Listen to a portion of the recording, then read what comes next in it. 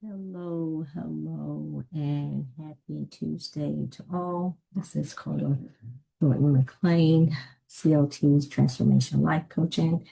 Um, First and foremost, before I actually start my Tuesday's tip in regards to the fourth key principle for running a successful business, I want to say once again, I hope everyone had a wonderful and blessed Father's Day. I don't believe the fathers that are actually out there given enough credit.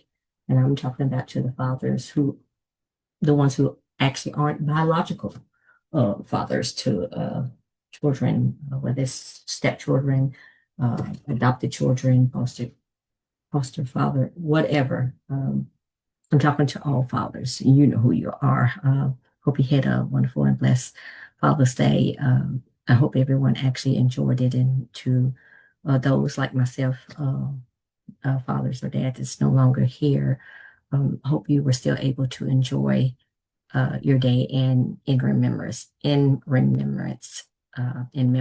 I'm sorry, in remembrance, memory of your dad. Okay, so jumping on, like I said, I missed everyone last week, so I missed you all. Sorry, I didn't actually wasn't able to jump on and last week. So I'll actually probably be doing one this week. If I have an opportunity, you guys, I will actually be doing the fifth principle this week. If not, like I said, we'll just keep rolling. That's what we got to do and jump on next week for you. But today I will be discussing the fourth key principle for running a successful business. If you have been following me, we've already did the first three. If you actually haven't, you want to go back and look at those, you can actually go back, just jump onto my Facebook business page, or you can jump onto my blog, the website, and actually get those previous videos, okay, on the first three principles. But today, like I said, I'll be discussing the fourth key principle for running a successful business, and that's in regards to system and processes. Excuse me, you guys. It's actually hot in Texas, 90 something degrees, probably with the heat index might be even 100. So trying to stay hydrated. System and processes in regards to running a successful business is important because system makes success automatic. So in other words, it actually makes your business runs a little bit smoother and take a lot off of you, okay, when you set it up automatically, okay? So let's go over those systems and processes. Let's talk about some of those and those pointers. Instead of reinventing the wheel every time, create a checklist, a template, or SOPs, which are standard operation procedures. So in other words, an example. Now I'll just give you an example and actually to one of my business, my coaching business.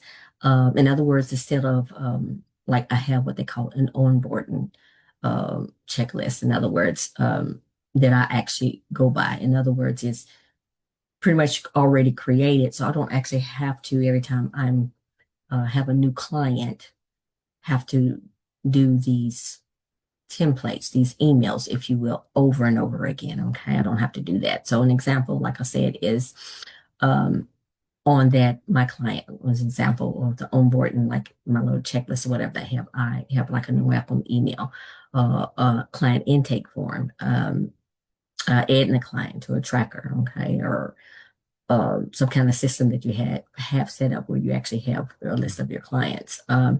Schedule a kickoff call, send a contract and invoice. In other words, that's just an example in regards to like one of my business, like for a new client. In other words, is I don't do each and every one of those that I just went over with you over and over again every time. Why? Because I already have an email actually set up, the client intake form. I already have one, so it makes my life easier. So all I'm actually automatically actually getting that sent out. I already have it created, if you will. Okay. Um, or a template, if you will. So all you actually go and do is just keying in the information you need to do and then actually send it in off. Okay. It saves you time. Also, a template is saving you time from a scratch. In other words, from actually starting all over again. Okay. I did actually have on here like a template example if you want to use, and also a standard operation procedure, which is a SOP, step-by-step documents for your for a recurring process that you actually might use in your business. The next one I want to talk about is automate. repetitive tasks with tools. An example, like a mail sequence, like I was just talking about, or like an appointment booking. Once again, I'm going to use my example, like my coaching business. Some example of these automatic tools or apps that you can use. MailChimp is a good one. I've used that one before. Salesforce US, I haven't used that one. Or Constant Contact, have heard about that. But in other words, these are email automations, the top three email marketing tools that you can actually use in regards to sending out emails. In other words, is you can create those repetitive email sequences, or like I said, or you want to use them as far as like well, this one's for emails. The other one I'll go over with you all regards into using for the appointment booking, but for like the email sequence, you can actually set up an email sequence. Still, you actually have to go in doing it every time. Okay. Some of the ones for the appointment booking apps, Kenlink, I definitely use that for my scheduling. Or Doodle's a good one I use for a different business, Setmore. Um, Once again, you guys, these apps will free up your time and make your life and your business so much more easier. So a lot of them have what they call free versions, and then some of them do have you for extra features, paid versions, which are very, very inexpensive. They're not very, very expensive at all. So once again, that's what you actually want to use to make your life easier, and it's to put it automate repetitive tasks with tools. Like I said, like the email sequence or appointment booking. And like I said, I just actually went over some of those apps with you all in regards for the email I have here for you, and also in regards if you want to use one for like appointment booking apps. And like I said, they have a whole lot more. I just kind of went over the e-marketing. Two of those was the top three: the MailChimp, Salesforce US, and Constant Contact. As far as if you want for scheduling or making appointments, Calendly, Doodle, and set more.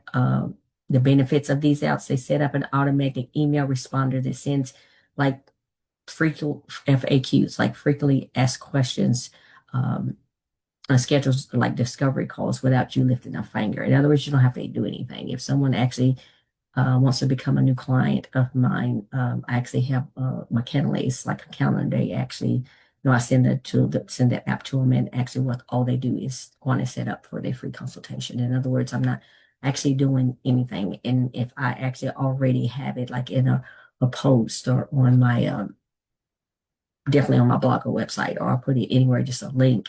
All you would actually do, a person have to do is click on it. It's going to take you to my calendar, and then you can actually schedule for your discovery call, your free consultation. So in other words, it takes a lot of work off to you. Like I said, I don't have to lift a finger and do that. Okay. Um, the first one we talked about was the SOPs, the example, the standard operating procedures or step-by-step documents for recurring processes. Okay. Um, Automated repetitive tasks with tools. The next one we're going to talk about is delegate if possible. So don't waste energy doing things others can do for you. Some examples are listed below. And so, in other words, is especially when your business starts to take off and get real busy. In other words, you don't want to continue to do everything for yourself. You want to, how you say, put that energy into what is being when you're being more productive. In other words, so delegate any task that you can if possible. Okay. Some of these examples are listed below. Benefits of delegating tasks in business: frees up your time, exactly what I just said, allows you to focus on high level strategy growth, and decision making instead of being bogged down by day to day operation. It boosts productivity. Delegation helps distribute the workload, which increases overall input and keeps projects moving forward efficiently. It also builds a stronger team. Empowering others with responsibility helps them grow, develop new skills, and become more engaged and confident. Okay, if you have a team, it improves efficiency. Assigning tasks to people who specialize in certain areas often results in a faster, more accurate outcomes for your customers or client.